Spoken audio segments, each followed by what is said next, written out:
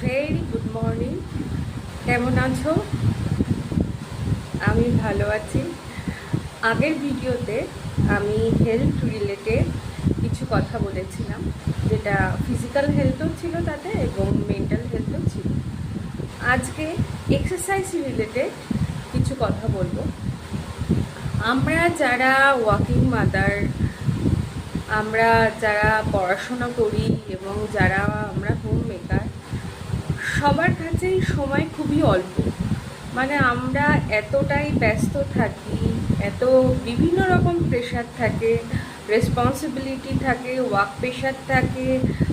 যারা বাইরে চাকরি করি তাদের কর্মক্ষেত্রেও একটা প্রেশার থাকে, ফলে নিজের জন্য টাইম বের করা একেবারেই মানে ইম্পসিবল হয়ে ওঠে, তাই তো? তাই আমারও আমারও কিন্তু খুব একটা টাইম নেই। আমার ছোট বেবিও আছে একটা, ভীষণ সে দুষ্টু। আমারও মানে একেবারেই সময় হয় না, কিন্তু সময় হয় না বললে ভুল হবে।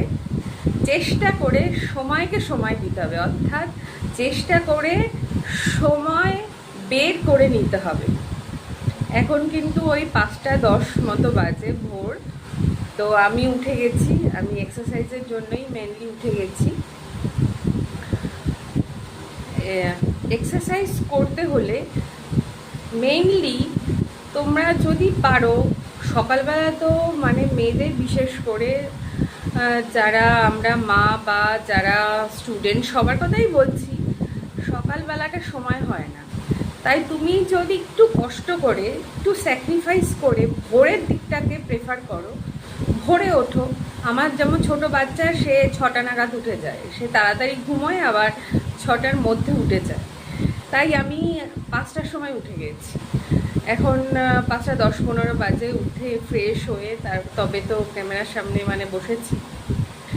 ফলে সকালবেলাটা যদি প্রেফার করো তবে কিন্তু নিজের জন্য খানিকটা হলেও সময় দিতে পারবে।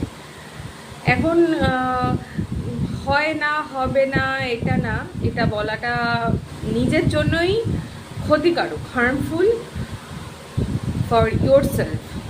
তোমার জন্যই ক্ষতিকারক যে হবে না।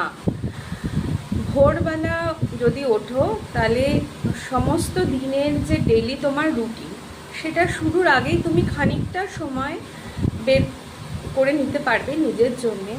সেখানে তুমি এক্সারসাইজ করতে পারবে, তোমার ব্রেদিং এক্সারসাইজ করতে পারবে, যোগা করতে পারবে, যেটা প্রথমেই তো মানে একদম হার্ড কিছু শুরু করলে হবে না। প্রথমে ইজি থেকে শুরু করতে হবে, জিনিসটাকে বুঝতে হবে, জিনিসটার সাথে অ্যাকাস্টামড হতে হবে, তবেই আস্তে আস্তে আমরা গ্র্যাজুয়ালি আমরা এটাকে আয়ত্ত করতে পারবো।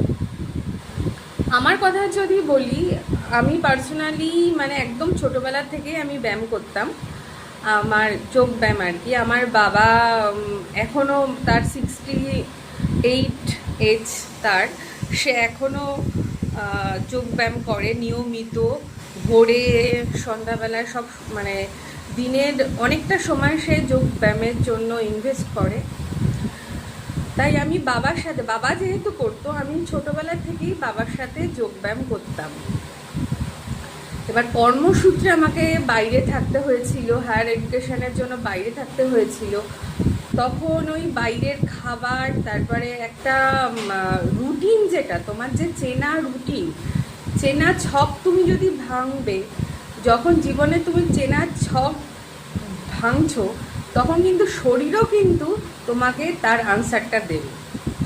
ওই বাইরে থেকে আমার তখন বাইরের খাবার, তারপরে ঠিকমতো ঘুম না হয়, এগুলো তো হতো। তখন আমি ওয়েট গেইন করি। তারপরে আবার আস্তে আস্তে, আমি যেহেতু ব্যায়ামটা ছোটোবেলার থেকেই করি, আমার খুব একটা অসুবিধা হয় না, খুব কষ্ট হয় না বলতে পারো। আবার আমি নিজের চেষ্টায়, কোনো রকম জিম টিম ছাড়াই, কোনো জিম না, কিছুই না, নিজের চেষ্টায় অনেকটা ওয়েট লস করেছিলাম। রিসেন্ট আমার প্রেগনেন্সির পর, যেহেতু আমার বেবি ছোট, মানে বেবি খুব ছোট না, রিসেন্টলি একটুখানি আমার মনে হচ্ছে যে আমার আবার একদম রুটিন মাফিক, একদম রেগুলারলি আবার যোগব্যায়াম বলো, এক্সারসাইজ বলো, এগুলো স্টার্ট করতে হবে। আমার নিজের মনে হয়েছে, নিজের মন আর কি চাইছে যে এটা আমি শুরু করি। তাই তাই তোমাদের একটা কথাই বলবো যে ভোরবেলাটা যদি তোমরা প্রেফার করতে পারো তাহলে তোমাদের জন্য ভালো। সেটা 4:30 হতে পারে, 5টা হতে পারে, 5:30 হতে পারে, খানিকটা সময়।